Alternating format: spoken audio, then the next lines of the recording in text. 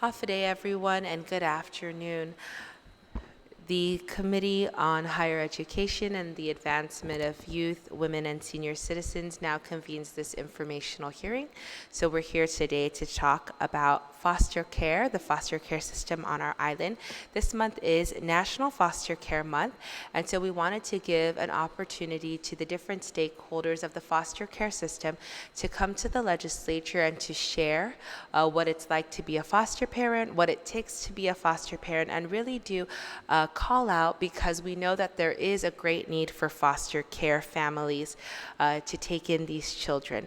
So I'd like to welcome today here at our table, we have representatives from public health and then foster families who are here as well. So if we can just go down the line and introduce ourselves, and then we will begin with Ms. Linda Rodriguez from Child Protective Services. So we'll just introduce yourself. You have to turn on the mic, the red light. Okay. Good afternoon, everybody. My name is Gracie Washida, and I'm the foster care licensing social worker with the Bureau of Social Services Administration, Department of Public Health and Social Services. Thank you. Yes, Ms. Lori. And I'm Lauren Duenas, and Acting Director of Public Health and Social Services. Thank you very much. And I'm Linda Rodriguez, and I'm the administrator for the Bureau of Social Services Administration under Public Health and Social Services. My name is Bethany Taylor. I am the Executive Director of Harvest House. It's a nonprofit for the Guam foster community. And I'm also a foster parent of 10 years on the island of Guam. Okay. So good afternoon.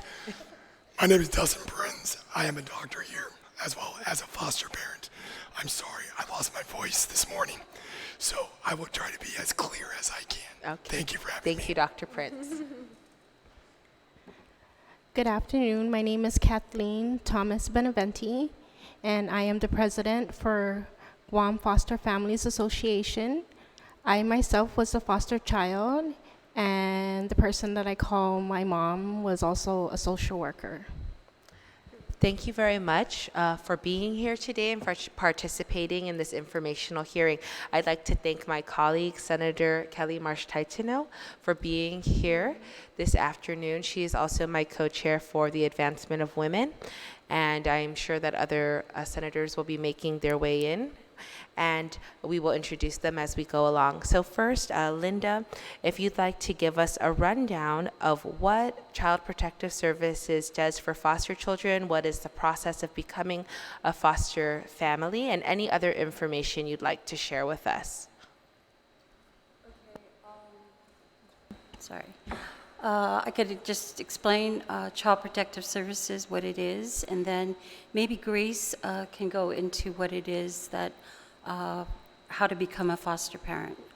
Child Protective Services is one of the sections under the Bureau of Social Services Administration, and basically their role is to investigate all reports of child abuse and neglect. We have three sections under that, or 3 units under that section, which is the Intake Crisis Unit.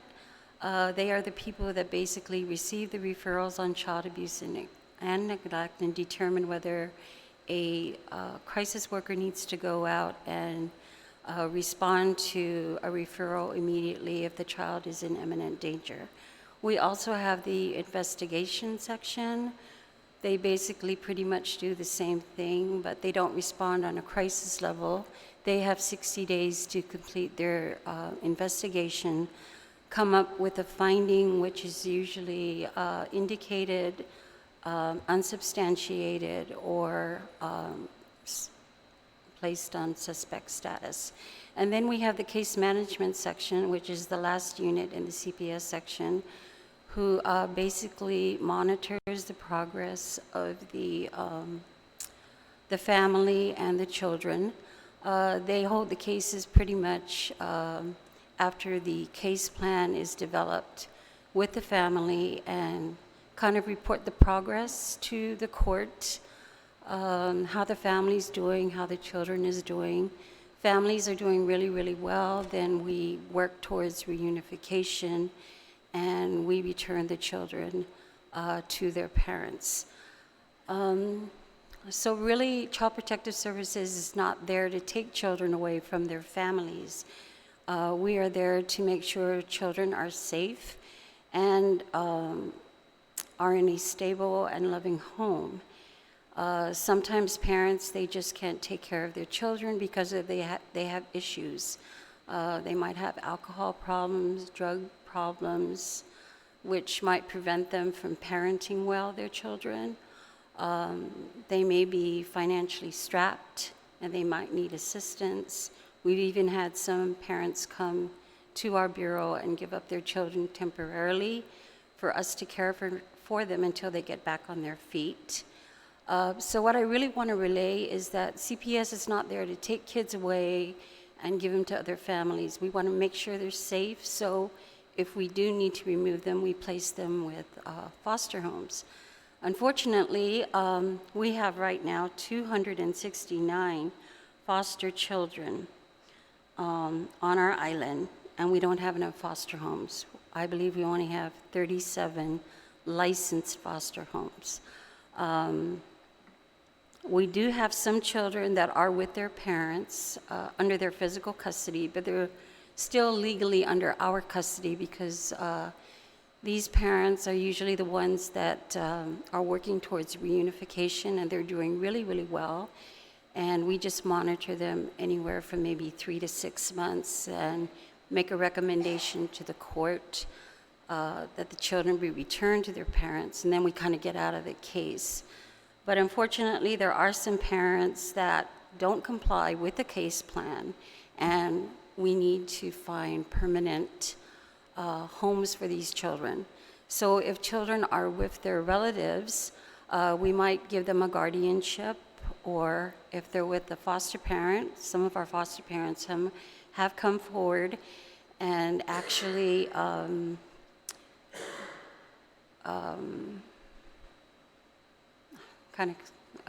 actually want to be legal guardians or even adopt the children if parental rights are terminated. And sometimes, though, we can't find homes for kids, so kids kind of grow up in the system, and they can be in our system anywhere from birth to 18 years old, and they remain in foster care or in a group home. So when we do exert custody, temporary custody over a child, what normally happens is that we try to look for a relative to place children in those homes. That could either be, it's usually a grandmother or an aunt or an uncle. And, you know, we're really thankful that these relatives come forward because we would rather place children with somebody they know and already loves them or can provide a stable home rather than remove them from the home or break them up and put them in separate foster homes, because it's very, very traumatic for children, especially when we separate them. Just a couple of weeks ago, we had to separate 11 children, and we had to put them all in different homes. And it just broke my heart when I heard from the caseworkers how, you know, these kids were already asking to see their siblings. It's really, really traumatizing for the child, and that's why we're looking for foster parents like Bethany Taylor, who's to my left, who has been one of our longest foster parents, and she goes beyond what she's supposed to do. When we exert kids, Bethany is always there to help us find somebody who can take these kids from the Harvest community. And we're just so grateful for her and the Harvest Church. Yes. So once we place children in foster care, you know, we try to work with the foster parents, make sure all their basic needs are met. Of course, we pay foster parents a stipend. And we also put children under health insurance. Right now we have Select Care as their primary health insurance, but they're also enrolled under Medicaid or MIP. If the children, a lot of times they don't have clothes, Harvest House is there to assist us also, because a lot of these children come from very low economic homes that don't have enough finances. So some children don't even have clothes. So Bethany's Harvest House, she helps out there and helps us with that too. And of course, like I said, you know, a lot of times foster parents, they take in these kids. A lot of these kids, they don't, what's the word I want to say? They don't have that love or that stability from their own home for whatever reason it is. Maybe their parents weren't properly disciplined, so they don't know the right parenting techniques. So they get all that stuff from a foster home. Love, stability, their basic needs are met. You know, a lot of our foster parents, they make sure that the children go to school every day. They tutor them. A lot of them, their grades have improved immensely. And if not, a lot of times our foster parents even go so far as get tutoring for them. So I just don't know what else to say. It's just that we just need a lot of foster homes. And I'm hoping that the community will come forward. We have a lot of children in our group homes, like Ollie's Shelter and Sanctuary. For Ollie's Shelter, we try to place the children that are 12 and under, because we try to reserve Sanctuary for the older children. And unfortunately, though, Ollie's Shelter is always full. As soon as we find a foster home for one of those children, we right away have another child that needs to go in there. So right now there are like 12 children in our Ollie's Shelter. They're not supposed to be there that long. It's supposed to be really an emergency shelter, but we've had children there for like months, and I'm talking not 3-4 months. I'm talking maybe like almost up to a year. So we're going to try to send out a special recruitment to try and find homes for these children. Some of them are sibling groups, and we're hoping that the community does come forward and tries to open their hearts and their homes and give these kids a loving and stable home. And what I want to emphasize is that, you know, it's not a home, not a permanent home. Foster care is a temporary placement.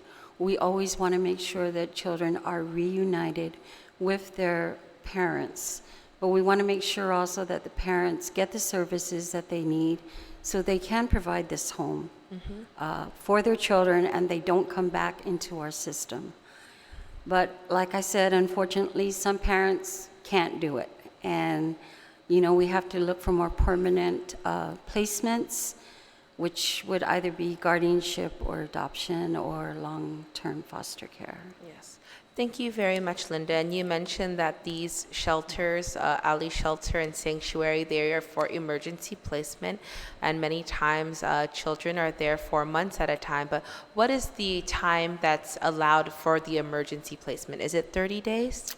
It's usually 30 days, yes, and it can be extended, maybe up to 60 and even 90, but our kids have been going over those numbers because there just isn't enough foster homes. And these are usually older children, or all ages? All ages. I'm even talking infants and Okay. toddlers, yes. Wow. And do you know what the capacity is at Sanctuary? Well, it's a group home, so it should be 12, but they also have a male and a female shelter, Okay. which is a little better. Not like our group home at Ollie Shelter, which can only have 12 kids. Sanctuary, though, also takes youths from other, you know, within the community. It's not just our clients. So if there are other clients there from the community, sometimes they don't have the room. Like right now, we can't place anybody there because they're full. They're full tier. Yeah. Okay, thank you very much. Senator Kelly, any questions for Linda? Okay, thank you very much. And we also have Grace Iwashita from Child Protective Services, the social worker there. So go ahead. Okay, thank you. So yes, as Linda mentioned, we're always looking for foster homes. So if anybody is interested in becoming a foster parent, some of the pre-qualifying factors include you have to be 18 or older, you have to be a U.S. citizen or a resident of Guam, a resident alien. And it doesn't matter if you're a single person or if you're cohabitating or you're married. If you meet those 3 factors, then you can pick up a packet at our office, or we also have the application available on our Department of Public Health website. But some of the things that, is in that packet include there's a one-page form where you can indicate how many children you're willing to foster, the age, the gender. So it's really up to you to decide what you can do. But we do have a limit. You can't have any more than 6 children, including your own children, in a foster home. So yes, you can definitely, because people ask all the time, I'm only comfortable with this age group. So definitely, it's really up to the person, the prospective foster parents, what they're comfortable with. We also require police and court clearances, and really this is just to protect our children, to make sure they're in a suitable, safe home. We require medical clearances. Financial information, because taking care of children is not cheap, and we need to make sure that having additional children into your home is not a financial burden on you. And that's why, as Linda mentioned, we do provide a stipend to our foster families.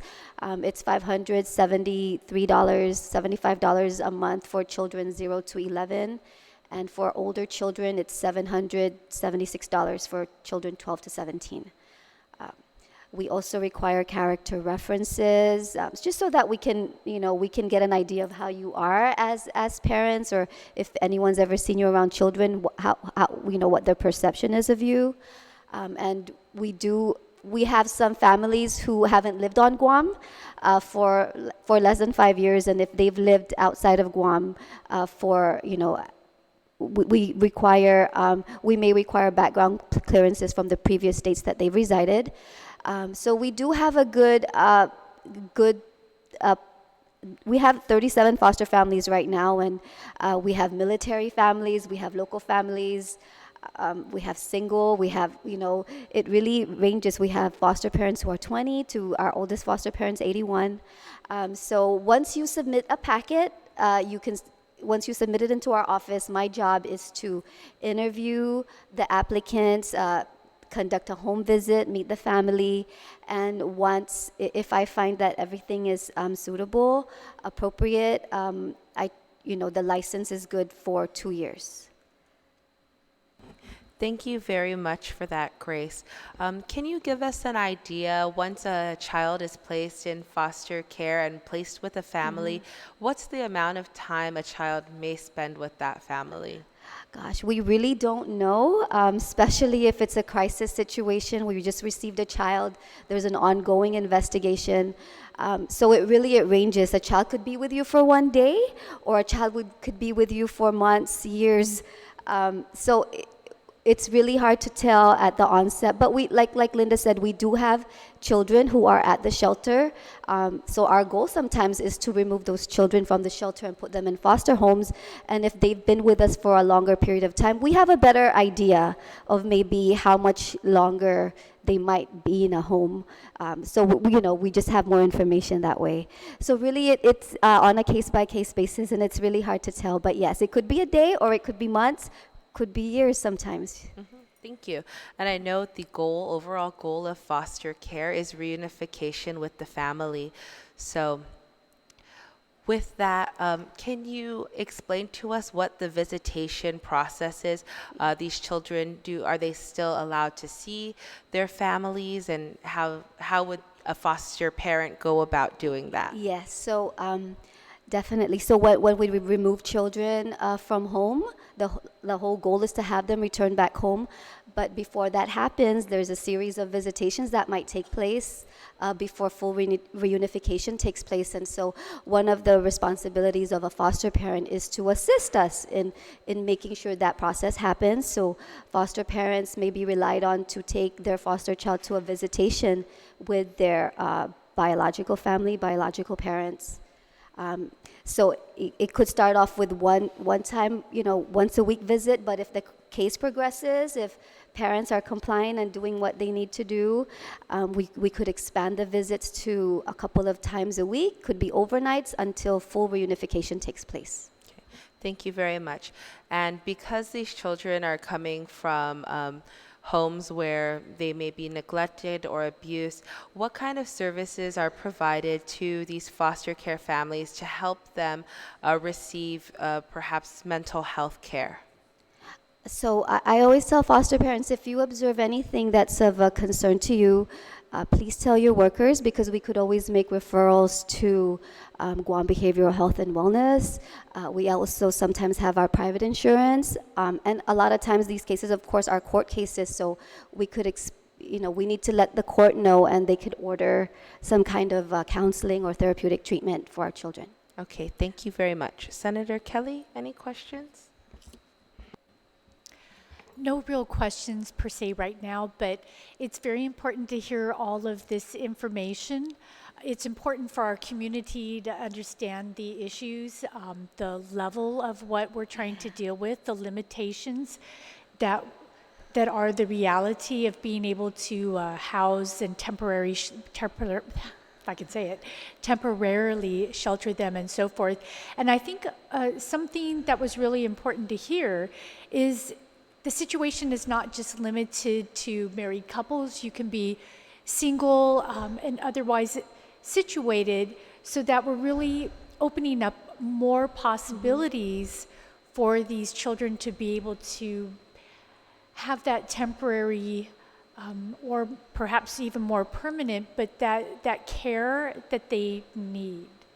So thank you for that, and I'll continue to listen and see if there are other questions or points to bring up. Ms. Shelton, can I just add one more thing? So I know too that sometimes people are hesitant to become foster parents because they work.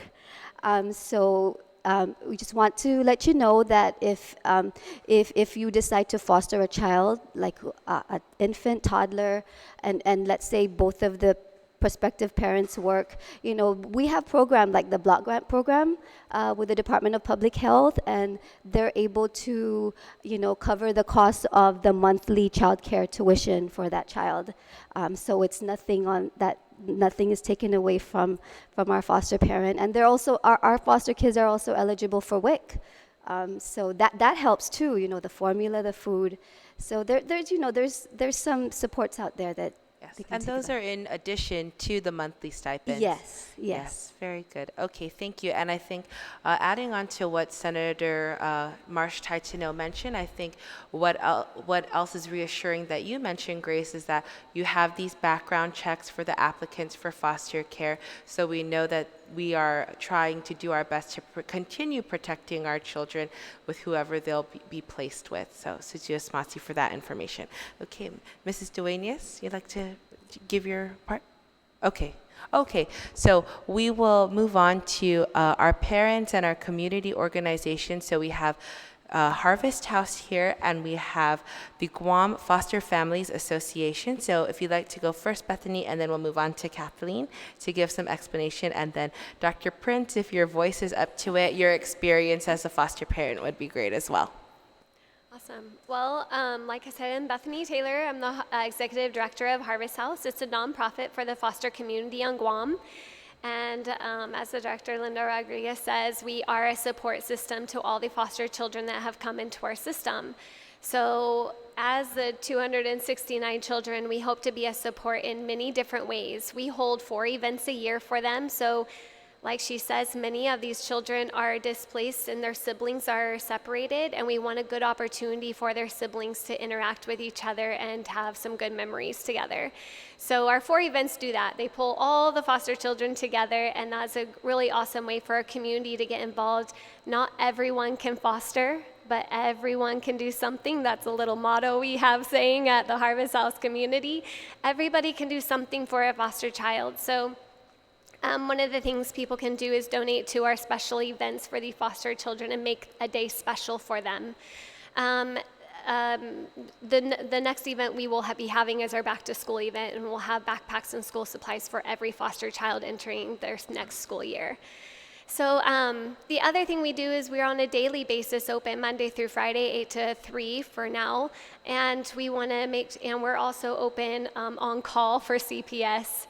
So anytime a child is removed from their home, CPS will usually call Harvest House, and sometimes we'll do a unification there with their new foster home, or the shelter will come to our facility, or a relative home that decides to care for this child, and we're just a support. So we have bins full of clothing, shoes, toiletry items, backpacks, school supplies, cribs, bedding, sheets, pretty much anything you can think of to help relieve some of that pressure off when you are a foster parent or a shelter or a relative placement saying yes to a child. Remember, these children, if you're a licensed foster parent, you signed up to foster, so you know you might get a call from Grace at any moment and be like, oh, you have a child coming, can you take in a little 3-year-old, can you do this? And you know your life is gonna be disrupted and changed. And so you have a little bit of, okay, I'm preparedness for this, but a relative has no idea that's coming.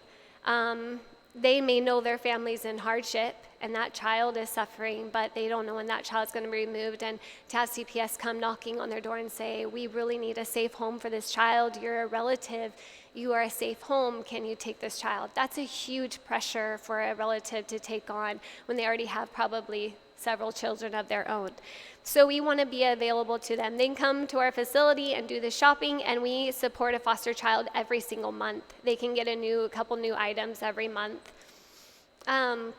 So we daily, on a daily basis, we're there for a foster child, whether it's right from an emergency placement, as well as there are times when we cannot find enough homes. So we are a support of trying to find safe families, we call them, and we do a good job at trying to reach out to our other fellow friends and community that really have an interest in fostering or caring for people that are in need. And so we want to make sure we have some safe families available if we don't have a foster family available. Well, thank you very much, Bethany. And we'll move on to Kathleen. You can tell us a little bit about your organization and what kind of support you provide. Guam Foster Families Association was actually founded back in, I believe, 1999. And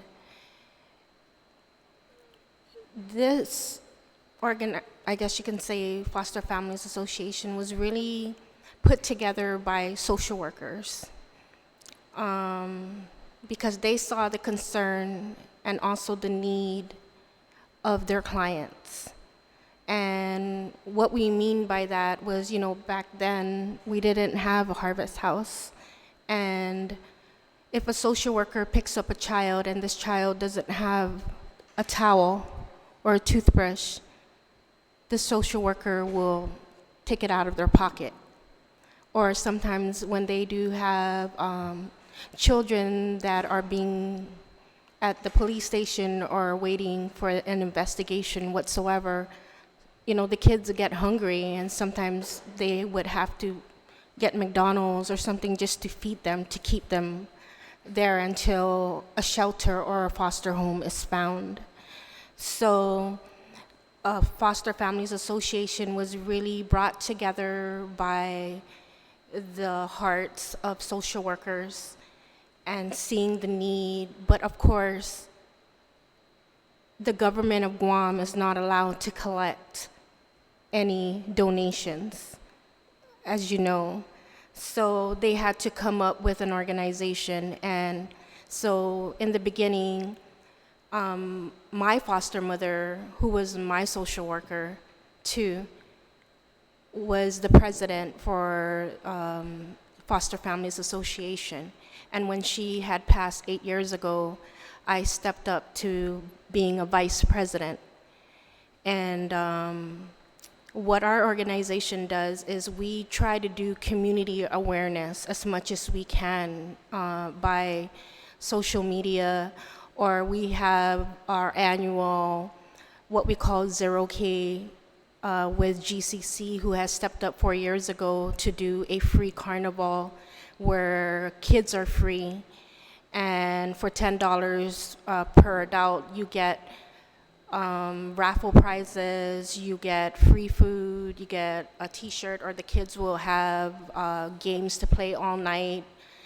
So all those monies goes towards purchasing toiletries, diapers, baby wipes, car seats, whatever is needed, because even the building in itself where the Bureau of Social Services is at, their area is really small and can't accommodate supervised visitations, or these kids are laying on dirty carpets and whatsoever. So our goal right now is we're revamping everything and what we're trying to do now. And in the beginning, a lot of people were like, well, why are you raising money? I said, because everything else is met. Food is met, clothing is met, haircuts, whatsoever, like Harvest House. They have an amazing program, and that's something we can't tap in because we're a very tiny organization. Sometimes it's just a one-woman show. And the thing is we try our very best to do what we can to go out there and kind of recruit people and encourage them and let them know, hey, there is somebody that can assist you with this sometimes intimidating application. And they're like, wow, I feel like, but there's somebody there to assist you. And we try to encourage them and let them know how important it is to be a foster parent.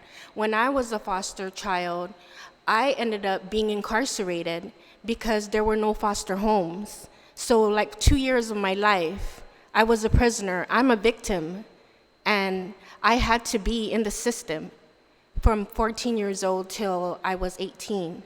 And so you can see that even being in shelters, everything is so confidential and high security for our safety. We're not allowed to make phone calls. We're not allowed to hang out with our friends. We're not, because everybody's on a schedule, and there are rules to follow and so forth. So what I'm trying to say to the community out there is, you opening up your homes or a room will really assist a child who is out there that has nobody, that doesn't have a chance of being reunified. And that's how important it is to step up and give where you can.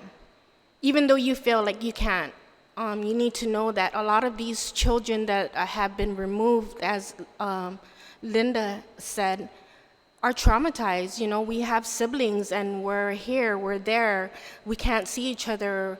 I don't have weekend visits. I don't go to the beach, or because the shelter only has one van, or sometimes we spend the whole day at public health sitting down waiting for someone's appointment, because it's a group of kids. So it's just, your life is just like you're literally a prisoner, because you have to abide by these rules. And those rules are, of course, for our safety. But then in turn, it also leaves us very lonely.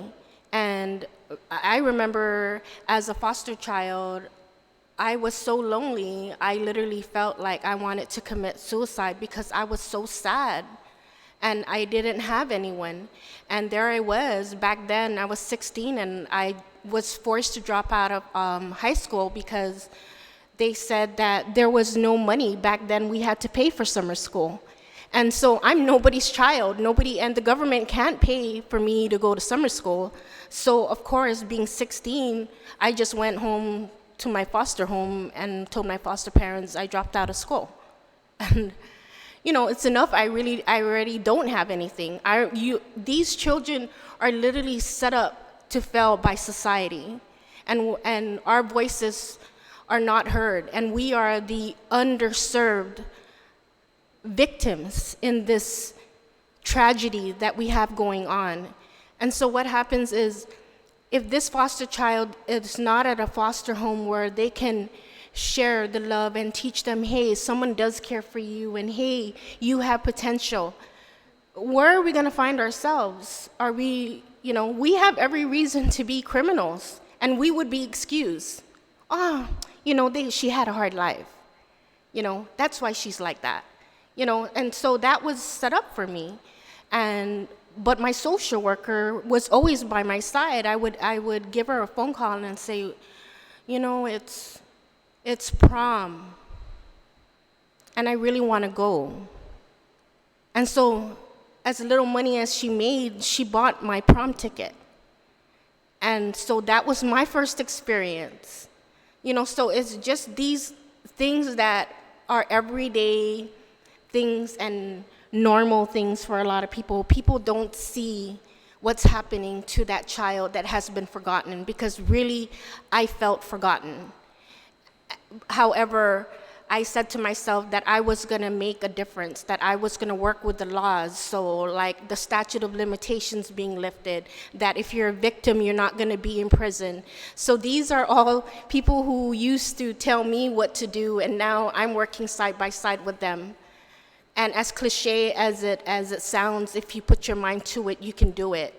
And being in the shelter, I was like one of the very first clients of the transitional living program that Sanctuary had, where they taught me my living skills, because here I was, a dropout. I don't have parents. I don't have goals. What am I going to do with my life? I am not going to be I guess you can say, a productive citizen, right? And if I didn't have these programs, I wouldn't be where I'm at today. And so I'm trying to let foster or the community know that being a foster parent, even a relative, I know that it's hard and you're so not ready. And you're like, really, I'm gonna take my sister's kid. I already have 3 kids of my own. How am I gonna feed them? And these are not licensed parents, so they don't get a stipend.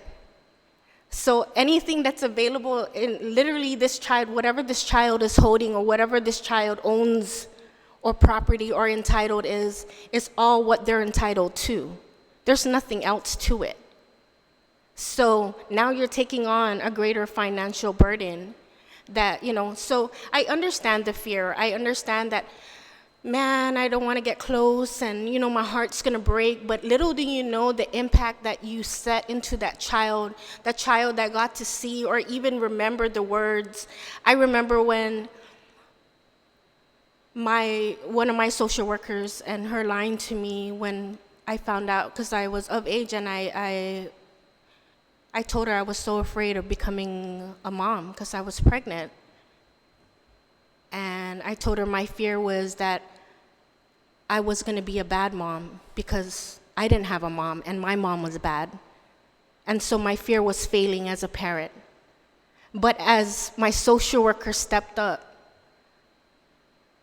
God rest her soul, she really encouraged me and always told me that you know what it takes to be the worst parent in the world. So that's going to make you a better parent. You're not going to be the best, but you're going to be a better parent.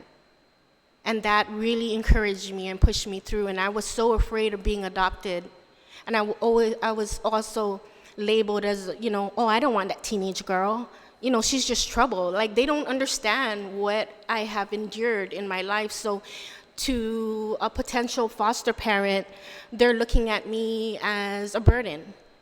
But whatever they've done for me, like maybe even eating a pizza. I mean, I was so poor, I probably only ate pizza once, and McDonald's like one time. And everybody looks at it as an everyday thing, but those are not everyday things for us.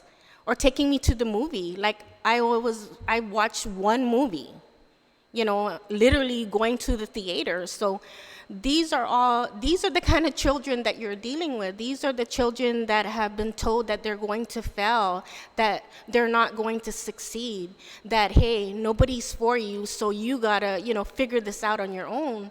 And being in the transitional living program, they taught me to save. They taught me how to work. They taught me how to use public transportation. They taught me what I was entitled to as a foster child. And so I learned and I progressed. And so I went to night school and I worked 2 jobs and I was only 16. And I'm like, I'm doing all of this, but yet there's still restrictions to, you have to be home at this time. You only have a ride during this time. So I'm so limited, with government transportation, government insurance, or whatever it may be. I never even had a physical. I couldn't even pay for dental because I'm 16, working 2 jobs. I can't afford to get my wisdom tooth done, and your insurance or the government insurance doesn't cover it. So these are the things that I had to fight with. And we didn't have uniforms then, so I would have to go to Catholic Social Services looking for clothes every time for school, every school year. So I'm the girl that's wearing the old used clothes and whatever bag that I can find. I didn't even have a sweater. I mean, not that you need one in Guam, but I wanted a pretty one, I really wanted a really nice pink sweater, and I actually got a pink sweater from my social worker. And that meant the world to me because it was just like, for me, a sweater, at my age during that time was like, you got money, or you're pretty, or you're important, So it meant a lot to me. So, our organization is not about we're just wanting to, take money and do whatever. Or, we're here to share our story and also to encourage people that, yes, the fear is there and yes, the risk is there, but you're really helping someone become somebody one day. And me being married now, going on 23 years to a police officer who was retired from the Guard. I have 4 kids. Both boys are active duty Army. They're both married. My daughter is in her 3rd year of college in New York City. She's studying for international business law, and now my youngest daughter is graduating next week. This is the success story behind all of this.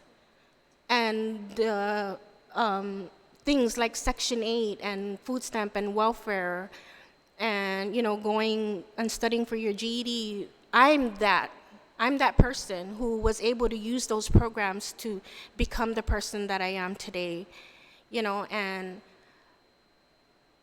I don't think everybody has it in their soul to fight as hard as I did. And it wasn't easy, but these organizations helped me, and that's why I do what I do. And I share what I share because I want people to know this is the kind of person that you're raising and someone who needs you. Because if I did not have the right people in my life, I don't think I'd be here today. Thank you very much, Kathleen, for sharing your story and for sharing about your success and all of that being due to the support that you had from the foster care program and from these different programs that really supported you throughout your time. And I'd just like to give you the opportunity to share the contact information for the Foster Families Association in case anyone is interested in your services. So Guam Foster Families, you can find us on social media, Facebook, and it's Foster Families Association of Guam. Or you can send us an email at guamffa@gmail.com. Or you can contact me directly at 488-7450. And if you're interested in becoming a foster parent, we also have a link directly that's pinned to the top of our page. And I'm really hoping that a lot of people have opened their hearts today, and just knowing that even having these two next to me, like they have no idea the impact that they're making on these children, and I'm sure that they're extremely grateful, and that even though you only probably, some foster parents would only have them for like a month or two, that's a month or two of love and care and support that they may have never see again, but will apply for the rest of their life. Absolutely. Thank you very much, Kathleen. And Bethany, I just want to give you the opportunity to share the contact information for Harvest House as well. Sure. My cell personally is 489-4737. Our facility number is 300-LIFE, 300-5433. And our email is harvest.house@hbcguam.net. You can find us on Facebook, on Instagram, and Twitter, Harvest House Guam. Okay, thank you very much. And Senator Kelly, do you have any questions for these two organizations? Sejus Masi, for all of you, and especially getting to talk to the last two organizations as well. I do have a few questions, and they're largely about ways to be able to help. So I have long wanted to make sure to help, but so many of us get caught up in daily life, our own situations, and it's not for a lack of desire, but it can be something that's hard to remember to get back to. And so I'm wondering if there are any systems in place that could help some of us help you. And if not, maybe there's a way to explore that. So with that, is there anything that you have in place that does assist with that for those that have that in their hearts, but maybe it's difficult to remember to get to a particular fundraiser or situation or the right place or all of that? Is there anything set up like, could we sign up and just say, okay, rather than giving a certain amount all at once, can we sign up and just have regularly deducted, like every month or every couple of weeks, have $10 or $20 taken out so that it's just a regular stream? I don't have to actually remember. Unfortunately, that's not my strong suit, even though my heart is there. So I'm looking for ways to make a difference and see what can actually work for someone such as myself. Awesome. May I answer? On our Harvest House website page, we have a PayPal page or donate button, and you may donate monthly on a monthly basis, monetary donations, and all of our donations as well go to the foster community on Guam, meeting their needs at the events and their daily needs and their monthly needs. So you can donate that way. You can always donate through toiletry items. We have some stores that will just put out a bin in their offices, and every Toiletry Tuesday, or they call it, and they just keep donating toiletries, and then once a month they bring us all the toiletries and we stock our shelves.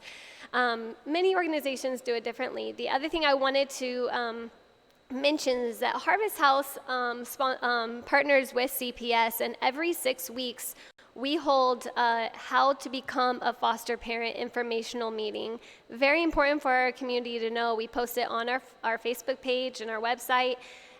June 11th is our next informational meeting. We will talk through exactly what we talked through today, plus stories on how to be what it's like to be a foster parent, and all the questions that are personally answered at that time. We have a 12:30 session and a 6:30 session. It's only 1 hour of your time, and you don't have to commit to be a foster parent that day, but at least you get signed up, and we have your email. We can contact you and say, hey, how are you doing in this process? What are you thinking about right now? Are you wanting to be a foster parent? And we can answer your questions at that time. So June 11th is our next informational meeting. We do those every 6 weeks.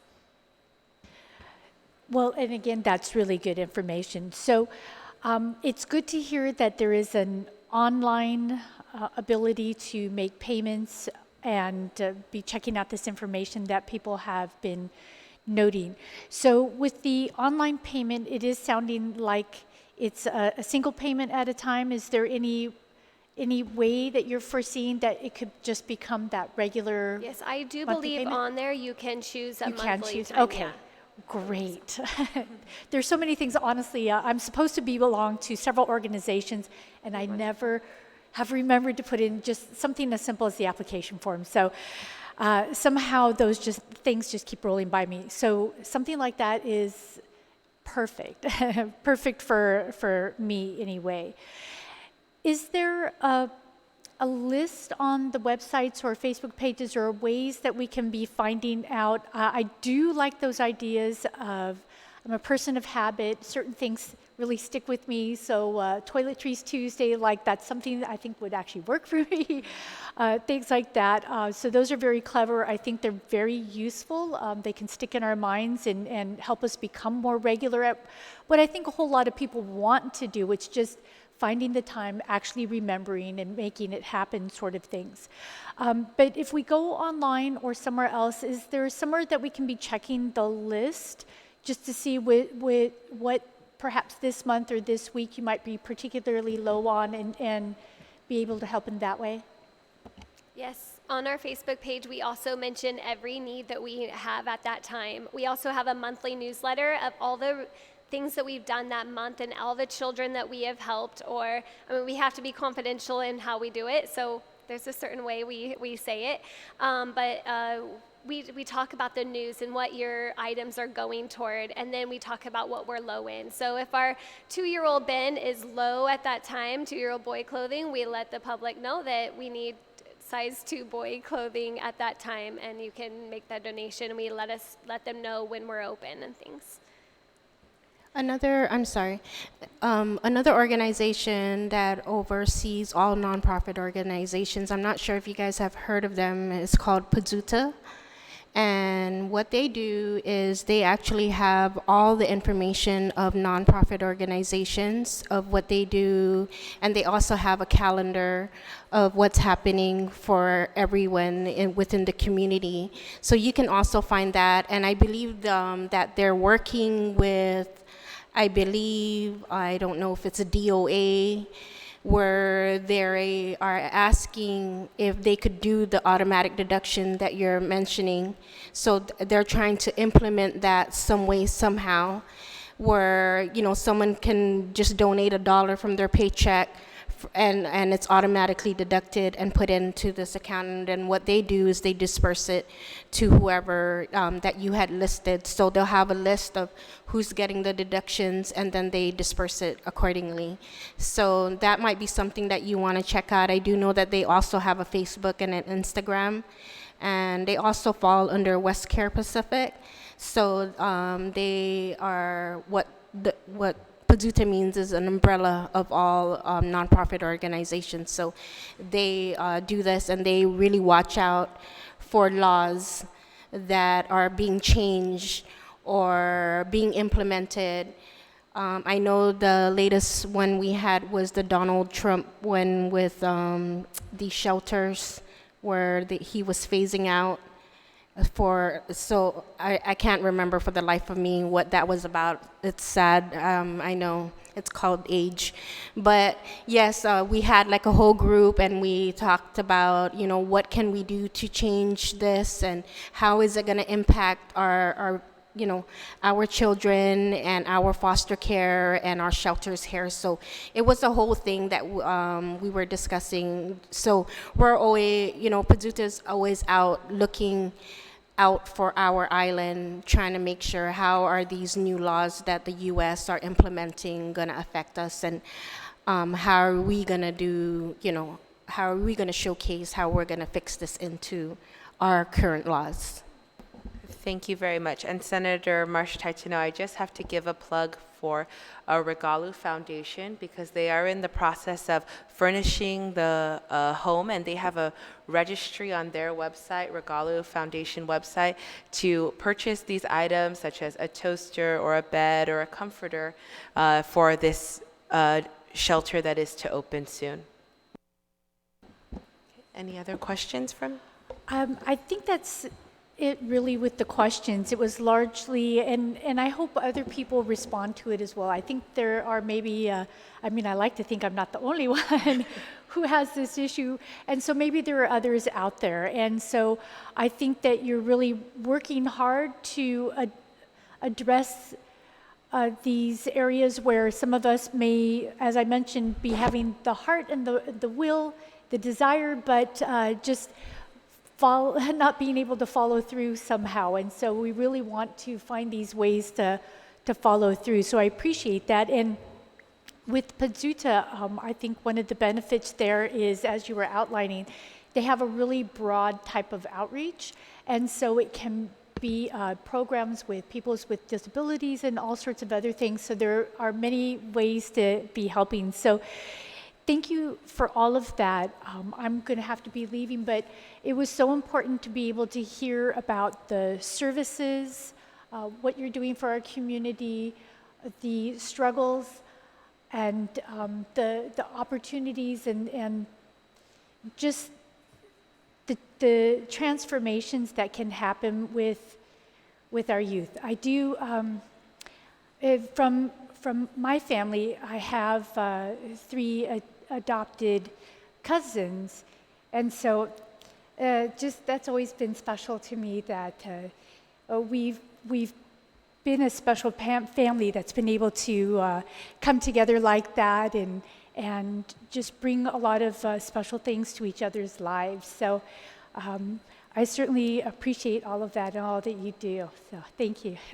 Thank you very much, Senator Kelly Marsh-Titino, for joining us this afternoon. And now I will let the Acting Director of Public Health give her statement to kind of wrap up this portion.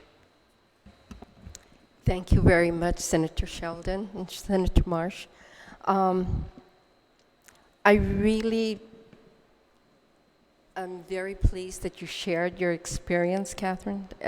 It's something that I think would encourage a lot of individuals to join the foster program.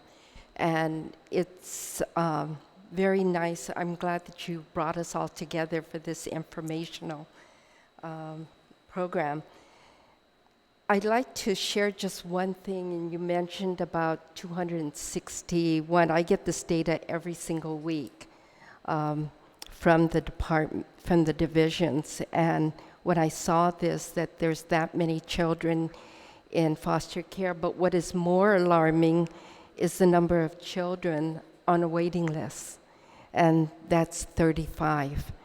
And so when you look at that and the number of those that are licensed, I really do encourage anyone who wants to be a stakeholder, to be part of this group and provide either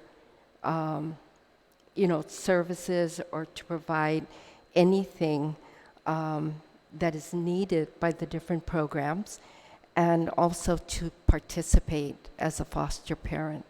I encourage that, and thank you very much for having us here. Thank you very much, Ms. Duenas. And I forgot during your presentation, you talked about Harvest House, but I also had asked you before if you'd like to share, you and Dr. Prince, about your experience as foster families and how fulfilling that is for you as an individual and as a family, of course, and just what are some of the things that you have experienced to kind of give a whole picture to all of this information. We've heard about the services, but for families out there who are listening, or single people who are listening and kind of feel a tug at their heart right now, to listen to your story and to kind of bring it all home for us. Do you want to start? Well, again, thank you very much for this opportunity. I'm sorry about my voice to anybody that's listening to me. I just want to say thank you. I was part of how my wife and I got involved. We came here 3 years ago from the States, and we came here on faith. Faith not only to help out the medical community, but also faith just to do whatever it needs to be, because we are so blessed. Little did we know we would meet Bethany Taylor. Our lives changed once we met Bethany Taylor. And we'll never forget the day on March 23, 2018, when Bethany Taylor talked to us about she had a crisis, and there was a family who had no home. So my wife and I were always talking about it, and she was a teacher, I'm a doctor, we had 3 of our own kids, and we were like instant family, just like the movie. We had no idea what was going to happen. As much as I want to say it's always been rose petals each and every day, Catherine would know that there are hard times and there are phenomenal times. So we got a little 1-year-old right on his birthday, and it became us, for us. We have 3 of our own kids, and honestly, Senator Shelton has not only helped us as parents, but also has guided us with actually parenting our own children and then them sacrificing for the children that we have as foster kids. We actually then all of a sudden had another crisis in which the shelters were full, and there was a little sibling of the one we have. And so we were asked by CPS, would you open your own home up to another one? And we said, how can we say no? Even though our home is quite small, but our home is full of love. The block grant, all the services provided, I cannot say thank you enough to all the organizations who are here, but also to public health, to CPS, and to the legislature, and to the government of Guam. Because honestly, having 2 working parents, it has been a godsend. So for that, we are thankful. And for that, we would never not do this again. The only thing is, and to anybody that's looking at trying to be a foster parent, don't just take moment by moment. And what I mean by that is, the more you hear about this, you hear about the goal is reunification. And we totally believe in that as parents, as a foster parents. And my thing is, I think that even as foster parents, we can even help out the biological parents.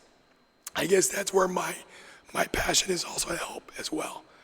Because they need to know that not only are the foster parents taking care of the children, but also we're trying to help them as well. We're not trying to take their children away from them. And I think that's an important thing. And it's all about framing what it is to be a foster parent. That is why with Harvest House, with Guam Foster Families, and with Regalu, with the shelters, it is a very important avenue. Anybody that says they don't have time, it's true. You don't. There is no one that has the time. But whatever you do for the least of these, you do for me, as Jesus Christ said. And we, my wife and I, believe in that because we've been so blessed. Our 2 little foster kids are dreams to us. They wake up with a smile. We just had our little, one of our children said, thank you for giving me a bed. Just the other night. To us, as foster parents, that means everything. Whether or not, like you said, whether that is just a fleeting moment or not, it just shows to us that we've actually, in essence, at this moment in time, adopted them into our family that we had no idea who they were and they had no idea who we were. And it was about building trust. And it takes time, it takes commitment, it takes passion, but it takes love. And love is what conquers all. And that is what I want to make sure and project to all those who are trying to be foster parents, who are inundated with time, who are inundated with applications, who are inundated with opportunities. What do I do? How can I say yes? Well, the question is really, how do you say no? That's really the question. Thank you. Wow, thank you very much, Doctor. And Bethany, now I know you've shared a lot of your story with me, and it's quite a remarkable story about some of the children that you have helped and you have had in your home as foster children. You're one of our longest serving foster families on Guam, so of course we're very thankful for that. And if you can just speak to some of those experiences and maybe how the support that you've received from these organizations and from our government entities have allowed you to foster and help so many children on our island. Yes, thank you. My husband and I have been foster parents for 10 years on Guam. And our very first foster child that we said yes to was a shaken baby, 3 months old. Shaken so severely, a brain trauma to his brain, has cortical damage to his brain, which means he's cortically blind. Had seizures, and the doctors said at GMH that he would be a vegetable the rest of his life, which means he had no hope of a bright future. There was a foster family at that time that took him in at 3 months old and took care of him for a while, and they ended up being a military family and had to move on, and we were asked to care for him at 18 months old. He could not walk, and he could not talk. And he was very, very special needs child. And he required much medication and many specialists and a lot of services, from Guam Early Intervention to Korean U to great social workers to pediatricians and amazing doctors and neurologists and MRIs and many other things, Shriners we had to go to many times. He what looked like a club foot. He was pretty much kind of somewhat paralyzed on one side of the body because of the brain trauma to his brain on the other side. He was our very first foster child we said yes to. And I can tell you right now, as a foster parent, I did not sign up to be a foster parent to a special needs child. And I can remember wanting to be a foster mom because I really felt like, for one, it was just a calling from God that he just wanted me to do this. I've always wanted to do orphan work. But I just wanted the sweet baby from the hospital, to tell you the honest truth. And I just wanted to raise a baby and just give a child a new life. But when I was asked to take in a special needs child at 18 months old who was cortically blind and who would probably be a vegetable the rest of his life, it caused great alarm and great questioning between my husband and I. Are we really going to do this? My husband looked at me and said, why did we sign up to do this? And that was it was a question of, why are we really signing up to be a foster parent? Is it because we just want to expand our family and we want a cute little baby and we want to fulfill some kind of special need in our own heart of that, like almost like a pat on your back, good job, you took in an orphan kind of thing?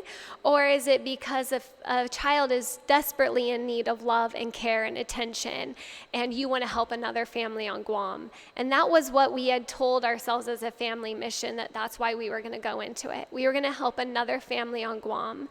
And so I just looked at him and was like, okay. And we said yes to this little guy, and he's changed our lives forever because he's adopted now and he is part of our family. But he is special, yet he has overcome so much. He is not a vegetable, and he has had many specialists perform surgeries on him, and he has just come a long way. He can read, he can tell a joke, and he can run, and he can even ride a bicycle blind, which is pretty amazing. So there are success stories in love, and what he just said, the greatest of these is love. It's amazing how far love can go in a child. And when you give them faith, stability, and love, it is just transforming. And so I urge people that are listening and thinking, oh, maybe I could do it. Maybe I could do it for a day. Maybe I could do it for a weekend. Maybe I could do it for months. Maybe I can even adopt out of the foster care system. Whatever your longing is, I feel like if you really have love and you have stability and faith, you can transform a child's future from not having the prognosis of you're going to be a vegetable, or you have no hope, or you have no future, to you do have a future, and you do have love, and you have family to support you through it.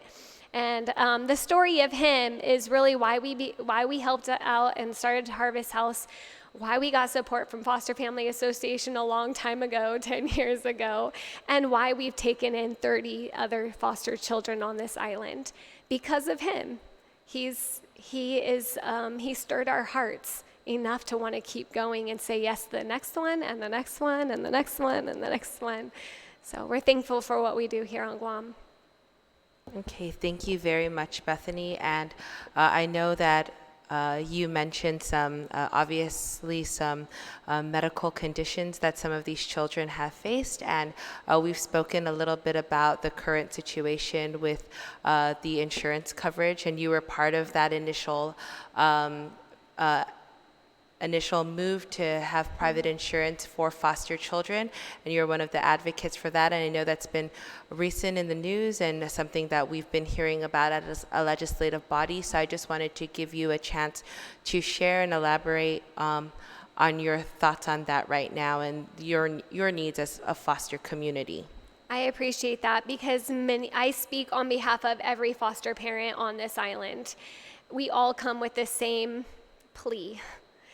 And what the government has given us, legislature with San Nicolas introducing that bill many years ago, was giving us private insurance for our foster children.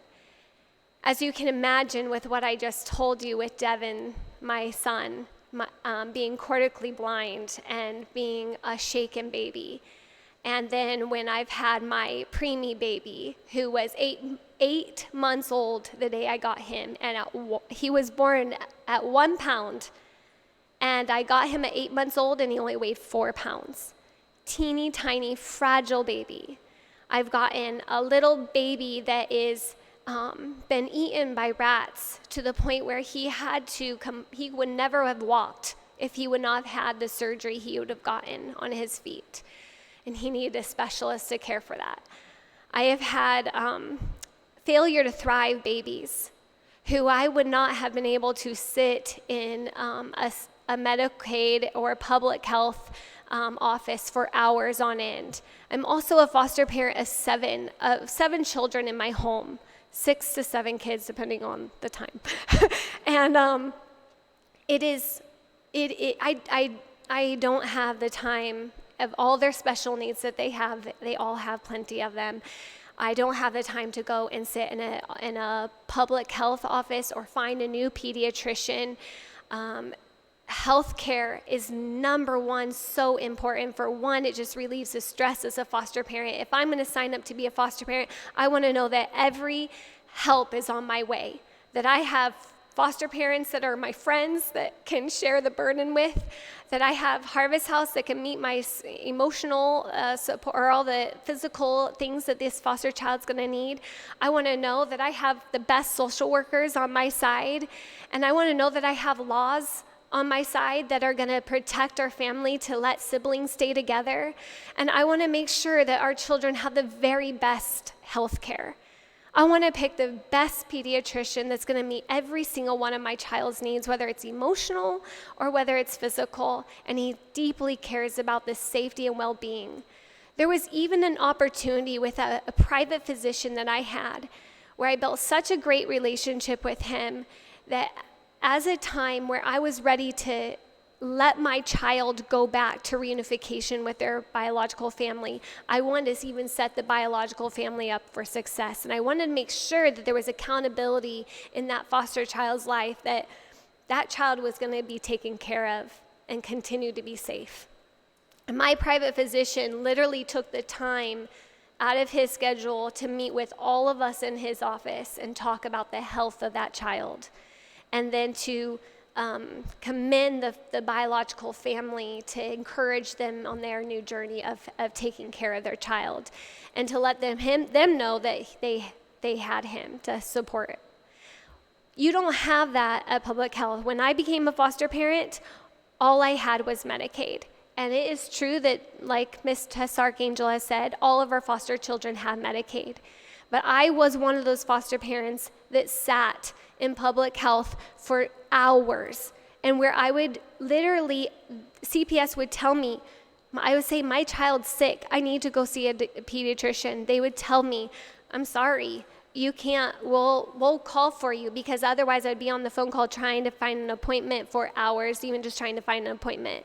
So I'm like, if you can get me an appointment, then I'll go. And then I'll sit in the clinic for hours and hours. And then I'll be seen by a physician that has to see hundreds of patients that day. I don't know, I'm just guessing, but it just seemed like he needed to get me in and get me out. And here's the prescription. And I need someone that's going to deeply care about our foster children. They have come from abuse, abandonment, and neglect, and the last thing that we need for our foster children is to be abandoned, neglected, or abused anymore. They need the very best health care. They need the very best physicians that are gonna call up and ask, how is he doing 3 days later? Oh, I just gotta admit, not all of them, many of my foster children have come from the hospital because of the severe abuse that they've suffered. And I want a pediatrician that's gonna call me the next day and say, how are you doing? How are you doing? How is baby doing? How are the siblings doing? You're not gonna get that kind of care if we do not have a private health care plan for these children. It is a plea that all of us foster parents are saying. For one, it's just gonna make our lives easier, and if you wanna make our lives easier, God bless you. And two, you're just taking care of our children the best way possible. Thank you very much for those remarks. I know this is not necessarily a hearing about that, but it is a pressing problem right now, and that is what I've heard collectively from the foster care community. So I just wanted to give you guys a chance to comment on that, and I really appreciate that from you all. And so with that, if anyone else would like to close with anything, Grace? Were you? Sorry, not to put the pressure on. Okay. But yes, just thank you so much, Senator Shelton, for this opportunity to really bring light to the foster care system on our island, and just for the opportunity to tell everybody out there, the process. And if anybody's interested, again, you can call our office at 475-2672 for more information. Hey, Miss Lori? I'd like to share something, and I would be remiss if I didn't. Yesterday, I got a phone call, or I got a report stating that there was a government vehicle that was seen at Wendy's during Mother's Day. And I want to show you how all the things that they talk about with the foster care and making sure that the children continue to connect with their families. We found out that there was a social worker who was taking foster children to see their mother on Mother's Day. And I thought that was very touching, that the social worker went out of her way on Mother's Day to do this. In regards to the health insurance, one of the things that we're identifying is there's a lot of processes that needs to be corrected. And I've been going through accreditation meetings this week, and they said, don't look at the individual, but look at the process. And I think one of the things that we're going to be working with you is how do we correct that? Because the private physicians, the reason why they don't want to take Medicaid clients is because they're not getting paid on a timely manner. And so the one thing that we're going to try to make sure is that all of them get paid so that they will accept any of the children, not just in foster care, but all of those under the Medicaid program. Thank you very much for that, Ms. Lori, because that is something that I have spoken to Ms. Tess Archangel about, and with Ms. Linda here, and also with the governor. And so that is something that we are trying to work together with, so that as insurance that is insurance that is accepted by many more doctors throughout the island, and that we can expand the network of coverage for all of our foster children. Yes, thank you very much. And Miss Kathleen, I know you wanted to, did you want to share anything else? Okay, all right, sorry, I thought I missed you over there. Well, I want to say again, thank you to everyone for being here, and thank you for all of the hard work that you do. And this being the National Foster Care Awareness Month. We're very happy to have you, for you to share your stories and for you to plead with our community to give their assistance and to possibly join in as a foster family, because we do certainly need foster families. I think if anyone was tuning in this afternoon and for them to hear the numbers of 35 children waiting for a foster family, that we have 259 children and only 37 licensed foster homes, that they'd be a little more inclined to at least explore the idea and if it was a possibility for them. Because what these children ultimately need, what all of you have shared, is a little bit of support, a little bit of love, a little bit of knowing that they are valued and that they are special children in our community that we want to see the best for and that we want to see succeed in life, and like you said, become productive members of our society. So I cannot thank you enough. And for everyone out there listening, we will be posting all of the information for these resources. We will post the information for CPS and for Harvest House and for the Guam Foster Families Association. So if anyone is interested, you can also call our office at 929-2572, and we would be glad to connect you. So Sujuas Masi, and this informational hearing is now ended at 4 p.m. Thank you.